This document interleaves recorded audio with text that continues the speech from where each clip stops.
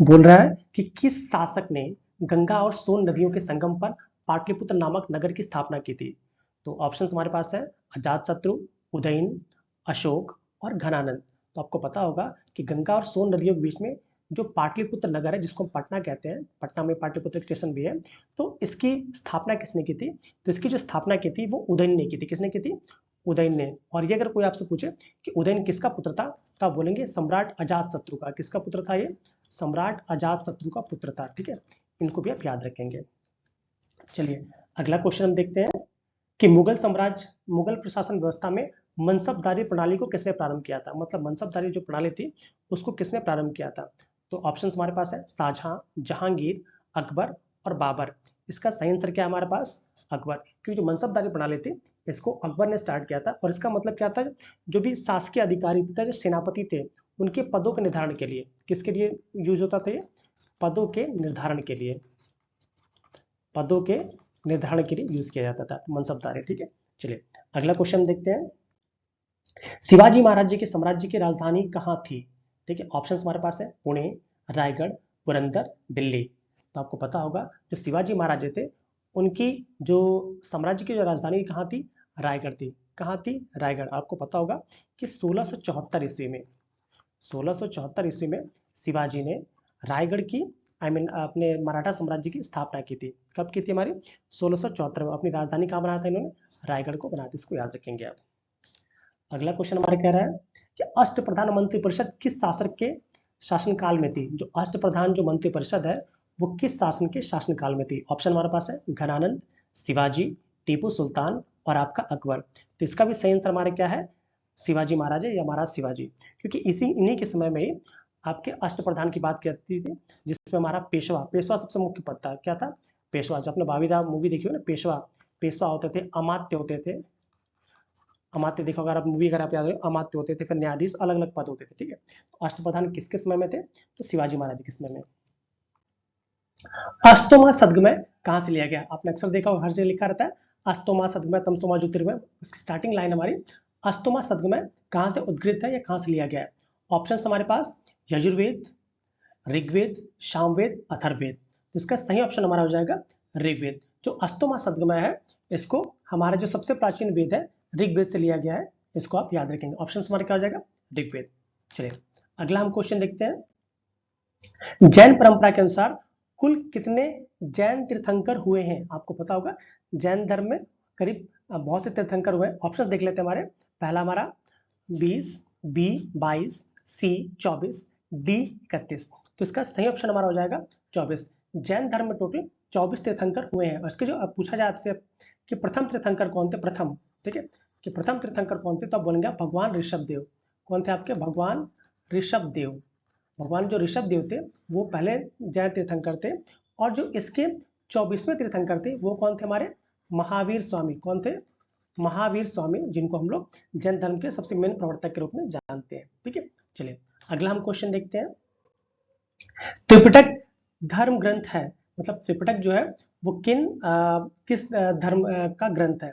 Option हमारे पास बौद्ध धर्म का, मतलब बौद्धों का, जैनियों का, सिखों का या हिंदुओं का। ठीक है, आपको बताना है कि जो त्रिपिटक है वो किस धर्म का धार्मिक ग्रंथ है। तो इसका सही ऑप्शन हमारा क्या हो जाएगा?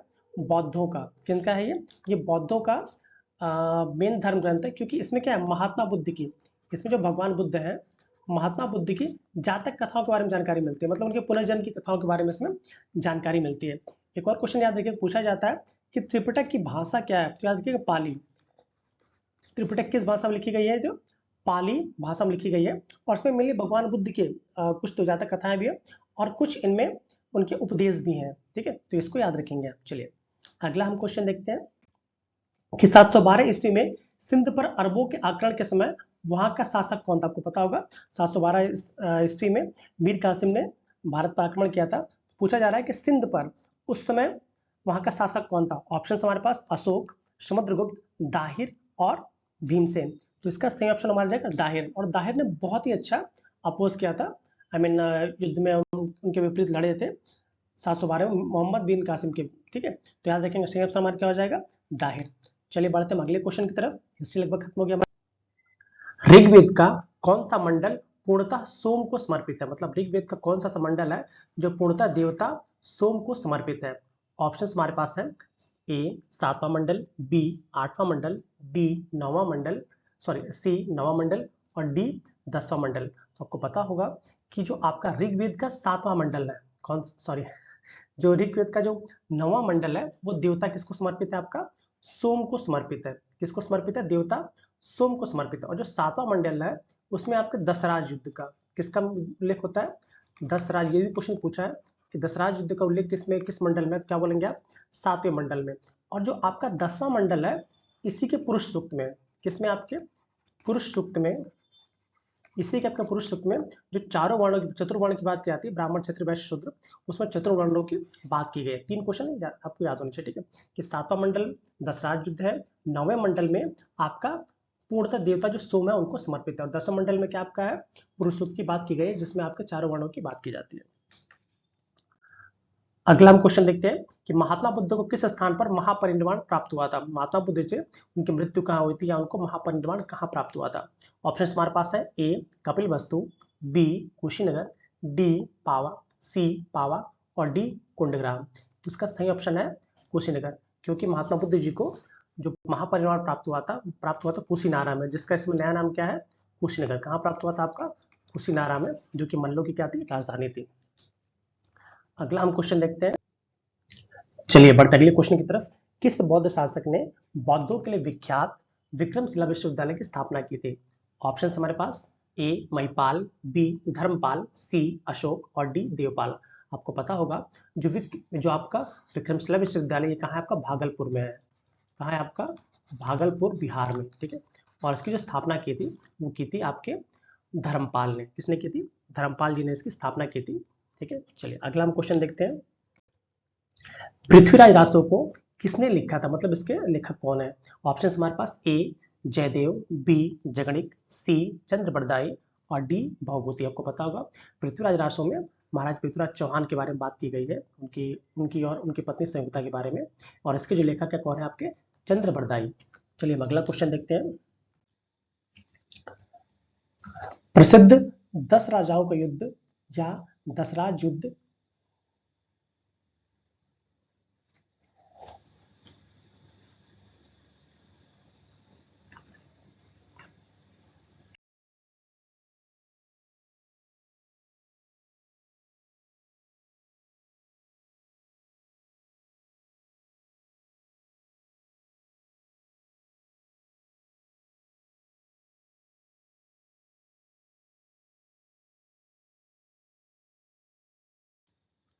न्याय दर्शन के प्रतिपादक कौन है या किसने न्याय दर्शन को प्रतिपादित किया था?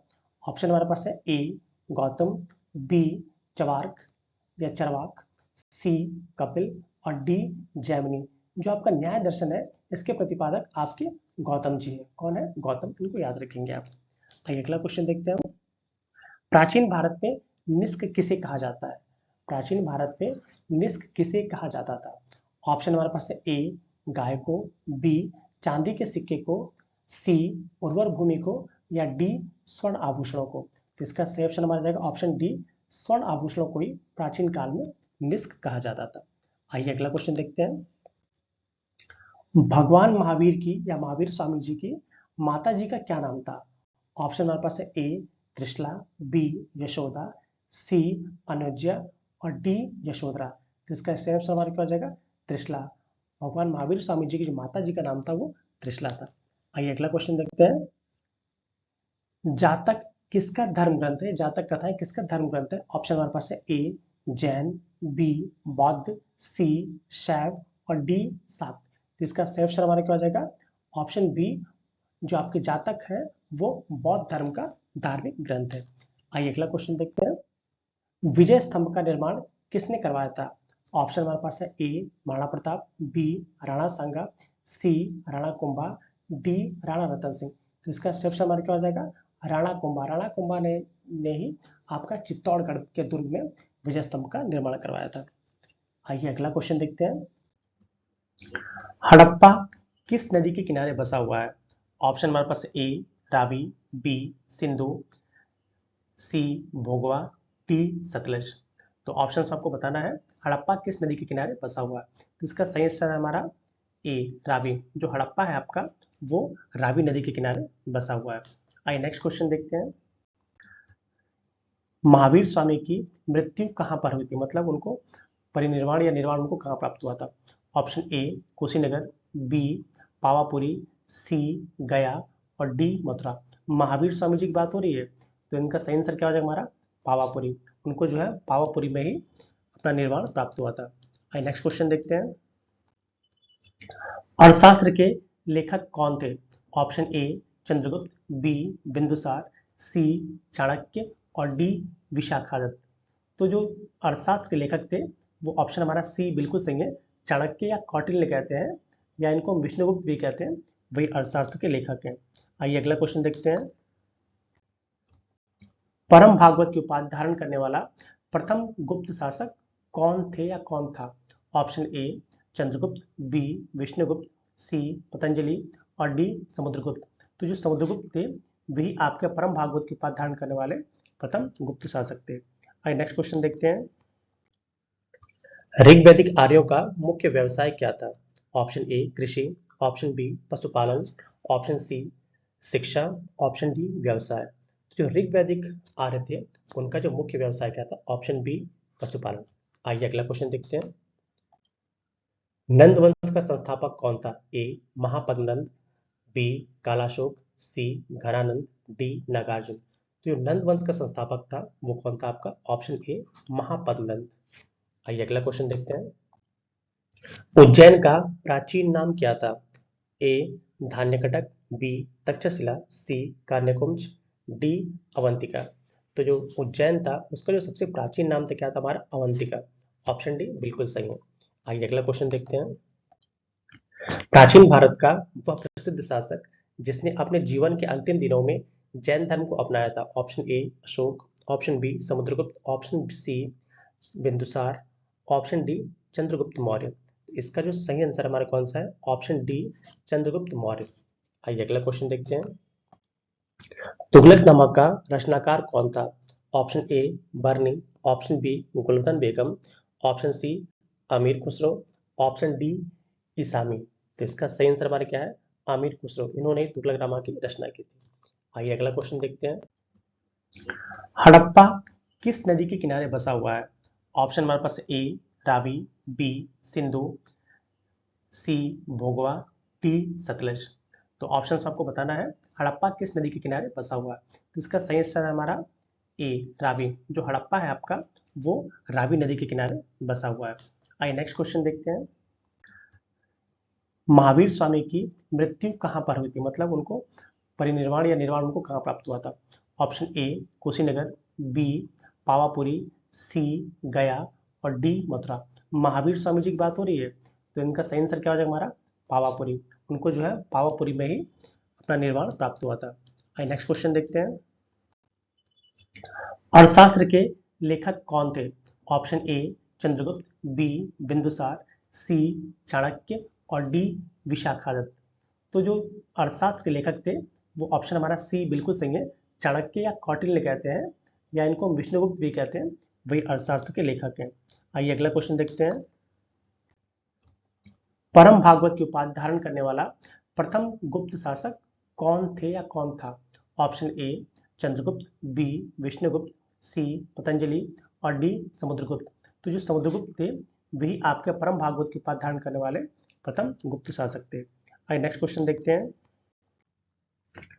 कल्हड़ की पुस्तक का नाम क्या है। ऑप्शन ए अर्थशास्त्र, बी इंडिका, सी पुराण, डी राजतरंगिणी। जो कल्हड़ थे वो एक लेखक थे। इनकी रचना का नाम राजतरंगिणी है जिसमें कश्मीर के राजाओं का इतिहास मिलता है। ठीक है, आइए अगला क्वेश्चन देखते हैं। भारतीय पुरातत्व का जनक किसे कहा जाता है। Option a Alexander Cunningham, option b James Prinsep, option c John Marshall, option d Mortimer Wheeler. तो जो भारतीय पुरातत्व का जनक है वो आपका अलेक्जेंडर कनिंघम साहब कहा जाता है क्योंकि इन्होंने भारतीय पुरातत्व के क्षेत्र में सबसे पहले और सबसे अधिक काम किया था। ठीक है, आइए अगला क्वेश्चन देखते हैं। भारतीय संगीत का आदि ग्रंथ किसे कहा जाता है। ठीक है, ऑप्शन ए है हमारे पास Rigveda, option B Upanishad, option C Yajurveda, option D Samaveda. जो भारतीय संगीत का जनक कहा जाता है वो आपका सामवेद को कहा जाता है और इसी को भारतीय संगीत का आदि ग्रंथ भी कहा जाता है। ठीक है, इसको आप याद रखेंगे। देखिए स से संगीत, स से सामवेद, यहाँ से याद कर लेंगे। ठीक है, चलिए आइए अगला क्वेश्चन देखते हैं। किस व्यक्ति को द्वितीय अशोक कहा जाता है? Option a Skandagupta, option b Samudragupta, option c Harshavardhana, option d Chandragupta Maurya. जो द्वितीय अशोक कहा जाता है वो सम्राट हर्षवर्धन जी को कहा जाता है, इसको आप याद रखेंगे। और जो समुद्रगुप्त है इन्हें भारत का नेपोलियन कहा जाता है। ठीक है, आइए अगला क्वेश्चन देखते हैं। कबीर के गुरु कौन थे? मतलब कबीरदास जी के गुरु कौन थे? Option a Ramanuja, option b Ramananda, option c Vallabhacharya, option d Namdev. जो कबीरदास जी के गुरु जी थे वो आपके रामानंद जी थे। ठीक है, आइए अगला क्वेश्चन देखते हैं। वाणभट्ट की पुस्तक का नाम क्या था? Option A Ashtadhyayi, option B Indica, option C Harshacharitra, option D Rajatarangini.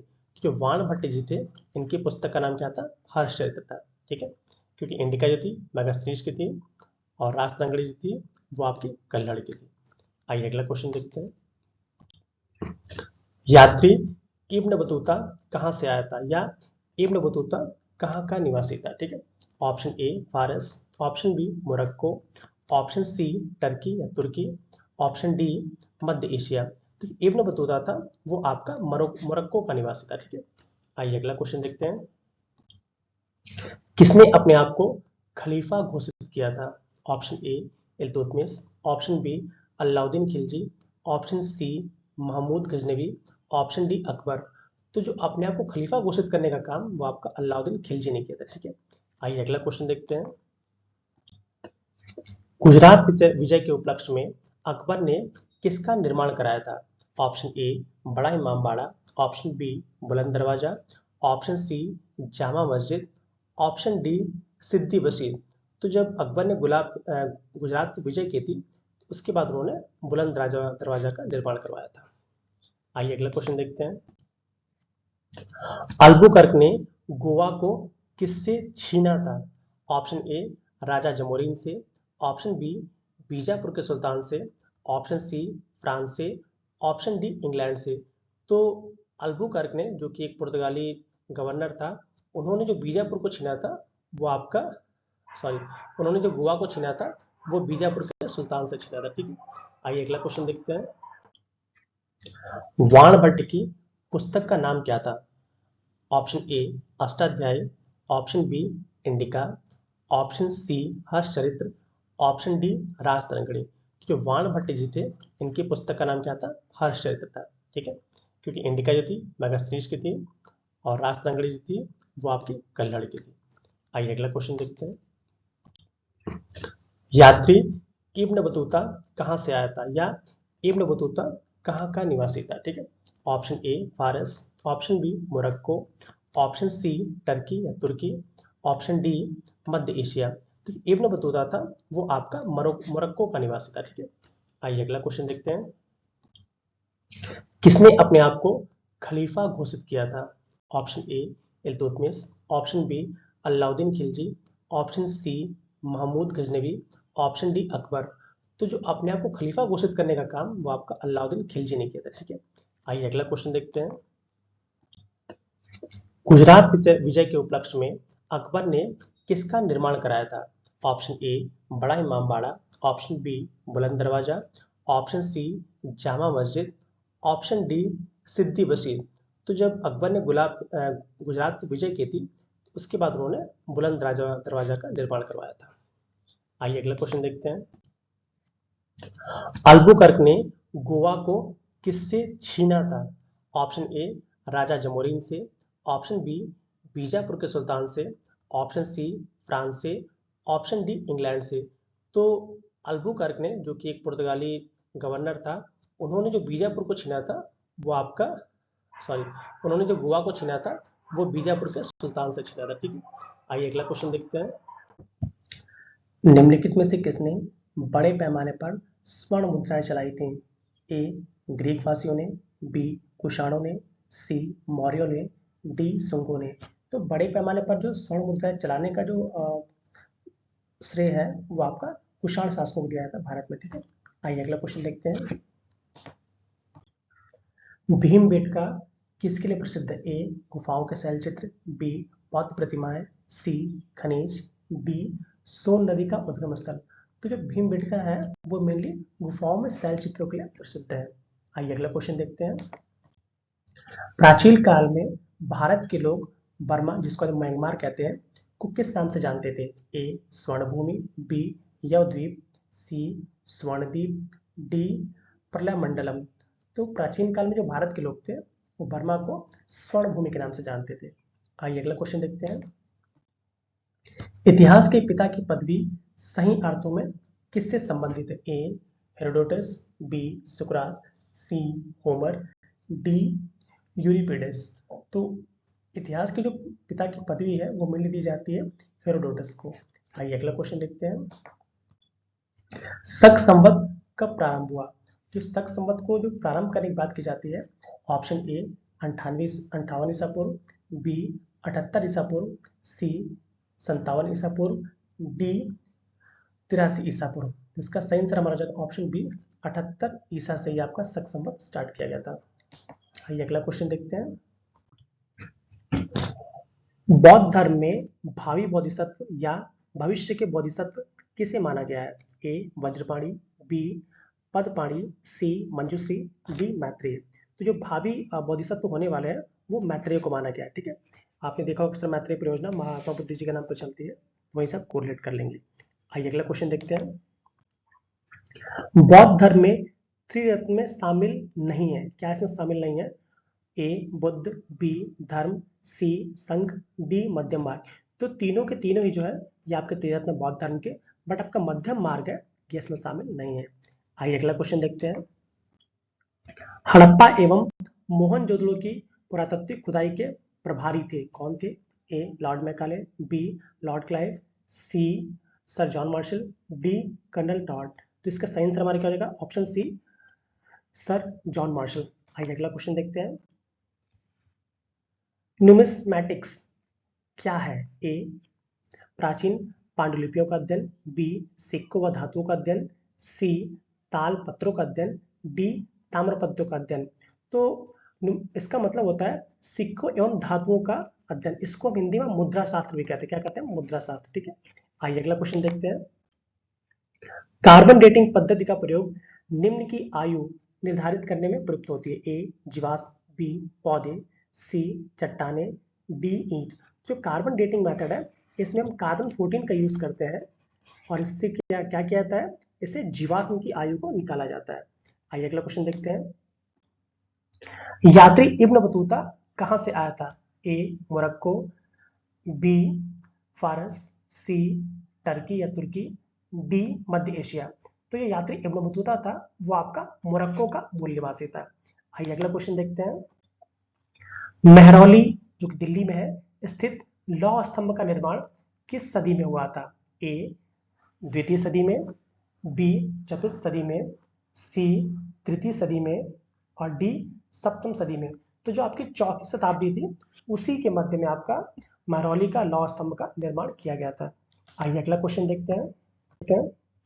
Bharatvarsh के लिए इंडिया शब्द का प्रयोग सर्वप्रथम किसने किया था? ए हेरोडोटस, बी मेगास्थनीज, सी स्ट्रैबो, डी एरियन। तो ये इंडिया शब्द का प्रयोग जो कि बहुत इसमें न्यूज में चल रहा देख ही रहे हैं आप, वो आपका हेरोडोटस ने किया था, ठीक है। आइए अगला क्वेश्चन देखते हैं।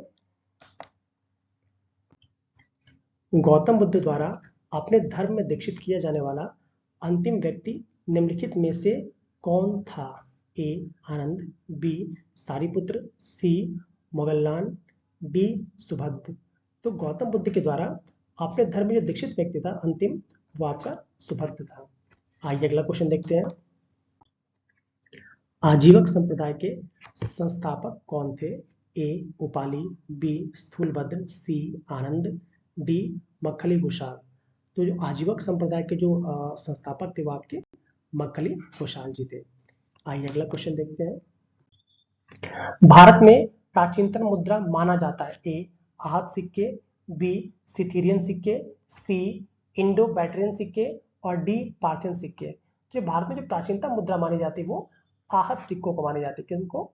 आहत सिक्कों को। आइए अगला क्वेश्चन देखते हैं। आजीवक संप्रदाय के संस्थापक कौन थे?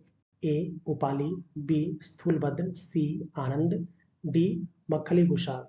तो जो आजीवक संप्रदाय के जो संस्थापक थे वो आपके मक्खली घोषाल जी थे। आइए अगला क्वेश्चन देखते हैं। हिंदी चीनी यात्री संगयुन ने भारत यात्रा की थी, कब की थी?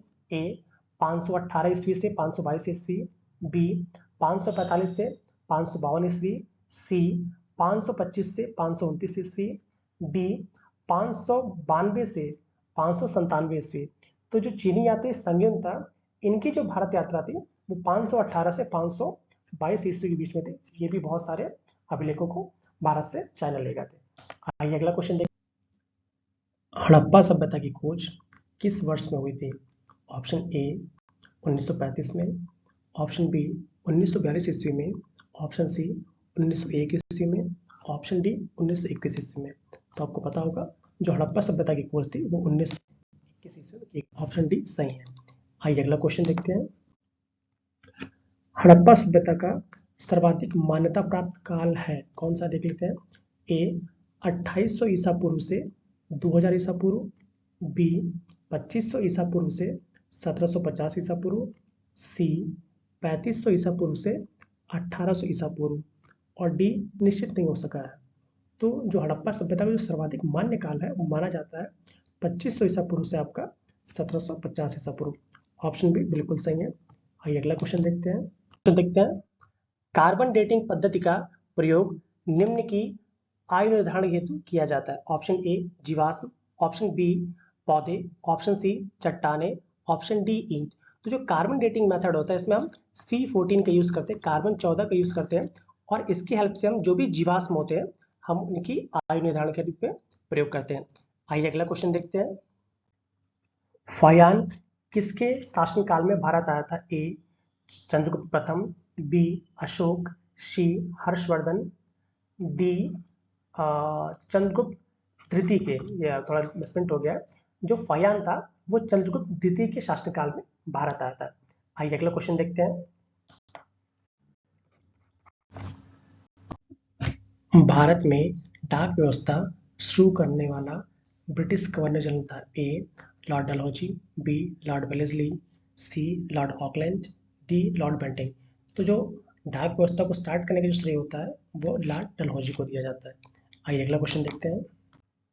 हर्षवर्धन के समय में कौन सा चीनी यात्री भारत आया था? ए फायान, बी इतसिंग, सी मेगास्थनीज, डी ह्वेनसांग होगा यहाँ पे, ठीक है, ह्वेनसांग।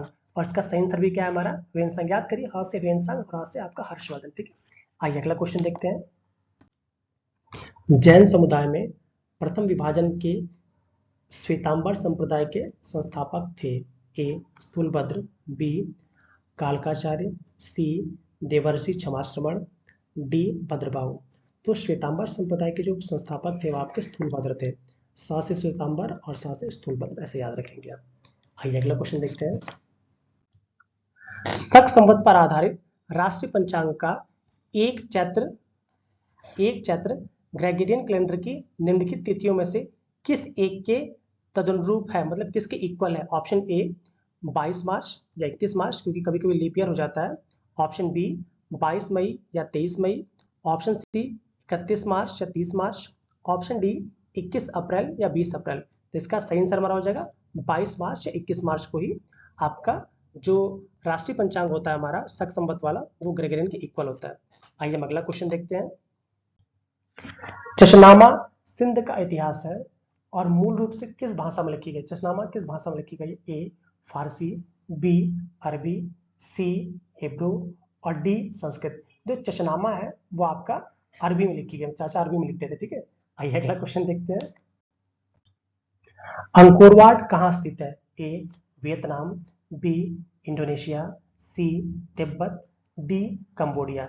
जो अंकोरवाट का मंदिर है, मंदिर ज्यादा फेमस है, वो आपका कंबोडिया में है। आइए हम अगला क्वेश्चन देखते हैं।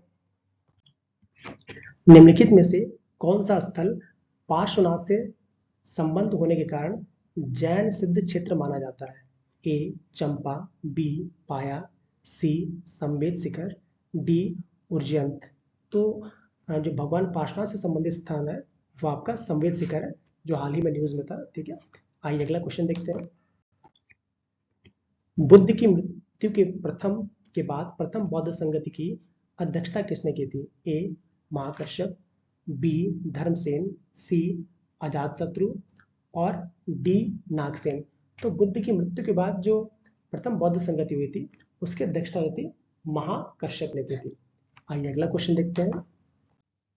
हड़प्पा सभ्यता किस युग की थी? ए कांस्य युग, बी पुरापाषाण युग, सी नवपाषाण युग और डी लौह युग। तो ये हड़प्पा सभ्यता थी, उसको हम कांस्ययुगीन सभ्यता के रूप में जानते हैं। आइए अगला क्वेश्चन देखते हैं।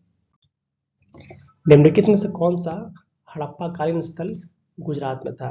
ए कालीबंगा, बी रोपड़, सी बनावली, डी लोथल। तो जो आपका लोथल है यही आपका गुजरात में मिला था। ठीक है, आइए अगला क्वेश्चन देखते हैं। बौद्ध धर्म ने समाज के निम्न वर्गों पर महत्वपूर्ण प्रभाव डाला? ए व्यापारी और पुजारी, बी योद्धा और व्यवसायी, सी साहूकार और गुलाम, डी महिला और शूद्र। तो बौद्ध धर्म ने जो सबसे अधिक प्रभाव डाला वो महिलाओं और शूद्रों पर डाला। आइए अगला क्वेश्चन देखते हैं। बुद्ध के गृह त्याग का प्रतीक है? ए घोड़ा, बी हाथी, सी बैल, डी भेड़। तो महात्मा बुद्ध के जो गृह त्याग का प्रतीक है वो आपका क्या है? घोड़ा है। आइए अगला क्वेश्चन देखते हैं। हर्षवर्धन के समय में कौन सा चीनी यात्री भारत आया था? ए फायान, बी इतसिंग, सी मेगास्थनीज, डी ह्वेनसांग होगा यहाँ पे। ठीक है, ह्वेनसांग। और इसका सही आंसर भी क्या है हमारा? ह्वेनसांग। याद करिए, हाँ से ह्वेनसांग और हाँ से आपका हर्षवर्धन। ठीक है, आइए अगला क्वेश्चन देखते हैं। महावीर की मृत्यु कहाँ हुई थी? ए श्रवणबेलगोला, बी लुम्बिनी, सी कुलगुमलय, डी पावापुरी। तो महावीर जी स्वामी जो थे उनकी मृत्यु कहाँ हुई थी हमारी? पावापुरी में। कहाँ हुई थी? पावापुरी में। आइए अगला क्वेश्चन देखते हैं। हड़प्पा के एक उन्नत जल प्रबंधन प्रणाली का पता चलता है? ए धौलावीरा में, बी कालीबंगन में, सी आलमगीरपुर में, डी लोथल में। तो एक उन्नत जल प्रणाली की बात की जाती है, इसका हमें धौलावीरा में इसके साक्ष्य मिलते हैं। आइए अगला क्वेश्चन देखते हैं। किस हड़प्पाकालीन स्थल से पुजारी की पत्थर की मूर्ति, प्रस्तर की मूर्ति प्राप्त हुई है? ए हड़प्पा, बी मोहनजोदड़ो, सी लोथल, डी रंगपुर। तो ये जो मूर्ति मिली है आपके, यहाँ से मिली है आपके मोहनजोदड़ो से। आइए अगला क्वेश्चन देखते हैं। किसे एशिया की रोशनी या द लाइट ऑफ एशिया कहा जाता है? ए महात्मा गांधी को, बी माओ त्से तुंग को, सी गौतम बुद्ध को, डी अकबर को। तो जो एशिया की रोशनी है, द लाइट ऑफ एशिया, वो भगवान महात्मा बुद्ध को कहते हैं। आइए अगला क्वेश्चन देखते हैं। 323 ईसा पूर्व में सिकंदर महान की मृत्यु हुई थी? ए फारस में, बी मैसिडोनिया में, सी बेबीलोन में, डी तक्षशिला में। आपको पता होगा कि जो सिकंदर था वो 326 ईस्वी में भारत आया था, 326 ईसा पूर्व में भारत आया था और यहाँ से लौटने के बाद बेचारे की मृत्यु हो गई। ठीक है, और बेबीलोन में था। अगला क्वेश्चन देखते हैं हम। किस शासक ने गंगा एवं सोन नदियों के संगम पर पाटलिपुत्र नामक नगर की स्थापना की? ए अजातशत्रु, बी उदयन, सी अशोक, डी घरनंद। तो जो पाटलिपुत्र नगर की स्थापना की थी गंगा और सोन नदियों के तटों पर, संगम पे, तो वो आपका उदयन ने की थी। तो याद रखिएगा, गंगा और सोन के मिलने से ही आपका पाटलिपुत्र का उदय हुआ। तो इस तरह आप याद कर सकते हैं। आइए अगला क्वेश्चन देखते हैं। आर्य शब्द का शाब्दिक अर्थ है? ए वीर या योद्धा, बी यज्ञकर्ता या पुरोहित, सी श्रेष्ठ या कुलीन और डी विद्वान। तो जो आर्य शब्द का जो शाब्दिक अर्थ है हमारा क्या है? श्रेष्ठ या कुलीन। आइए अगला क्वेश्चन देखते हैं। इनमें से किस फसल का ज्ञान वैदिक काल के लोगों को नहीं था? ए जौ, बी गेहूं, सी चावल और डी तंबाकू। तो इसका सही आंसर हमारा हो जाएगा तंबाकू, क्योंकि तंबाकू के साक्ष्य में नहीं मिलते हैं, मतलब उनके ग्रंथों में, तो मान सकते हैं कि इन्हें तंबाकू का ज्ञान नहीं था। आइए अगला क्वेश्चन देखते। सिंधु घाटी स्थल कालीबंगन किस प्रदेश में है? ए राजस्थान, बी गुजरात, सी मध्य प्रदेश, डी उत्तर प्रदेश। तो जो कालीबंगन है ये आपका राजस्थान में पड़ता है। कहाँ पड़ता है आपका? राजस्थान में। आइए अगला क्वेश्चन देखते हैं। अलबरूनी किसके शासनकाल में इतिहासकार था? ए महमूद गजनवी, बी बलबन, सी मोहम्मद बिन तुगलक, डी अकबर। तो जो अलबरूनी था वो आपका महमूद गजनवी के समय का इतिहासकार था। आइए अगला क्वेश्चन देखते हैं। भारत में सिक्कों या मुद्रा का प्रचलन कब हुआ? मतलब कब से स्टार्ट हुआ? ए अशोक के शासनकाल में, बी कनिष्क के शासनकाल में, सी 600 ईसा पूर्व, डी 300 ईसा पूर्व। तो भारत में जो सिक्कों या जो मुद्रा का चलन हुआ वो आपका 600 ईसा पूर्व में स्टार्ट हो गया था, ठीक है। बट वही पूछना सबसे अधिक सिक्के चलवाए किसने था, तो हम कनिष्क का नाम लेते हैं। आइए अगला क्वेश्चन देखते हैं। वेदांत या उत्तर मीमांसा दर्शन के प्रतिपादक है? वेदांत या उत्तर मीमांसा दर्शन के प्रतिपादक है? ए जैमिनी, बी बदरायण, सी बुद्ध और डी उलूक।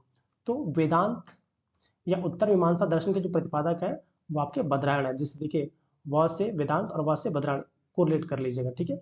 आइए हम अगला क्वेश्चन देखते हैं। ऋग्वेद का कौन सा मंडल पूर्णतः सोम को समर्पित है? ए 7वां मंडल, बी 8वां मंडल, आपका सी 9वां मंडल और डी 10वां मंडल। तो जो ऋग्वेद का आपका 9वां मंडल होता है वो आपका देवता सोम को समर्पित माना जाता है, ठीक है।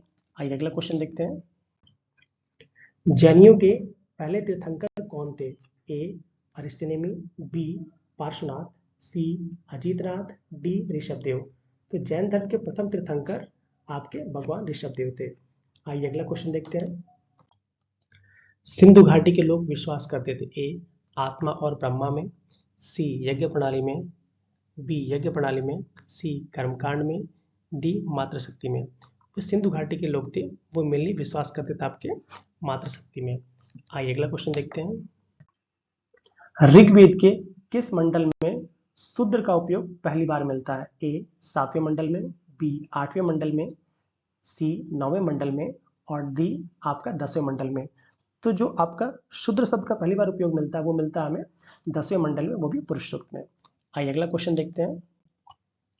वैदिक नदी कुबा, जिसे काबुल कहते हैं, का स्थान कहाँ निर्धारित होना चाहिए? तो कर ही लेंगे आप ऐसे फिर भी। ए अफगानिस्तान, बी कश्मीर, सी चीन तुर्किस्तान में और डी पंजाब में।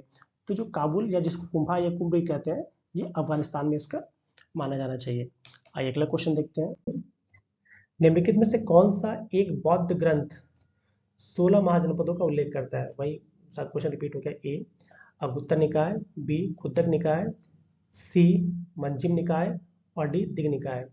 तो इसमें जो आपका अंगुत्तर निकाय है इसी में आपका 16 महाजनपदों का उल्लेख मिलता है। आइए हम अगला क्वेश्चन देखते हैं।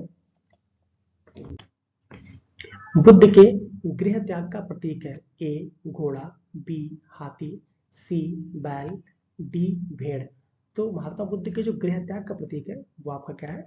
घोड़ा है। आइए अगला क्वेश्चन देखते हैं।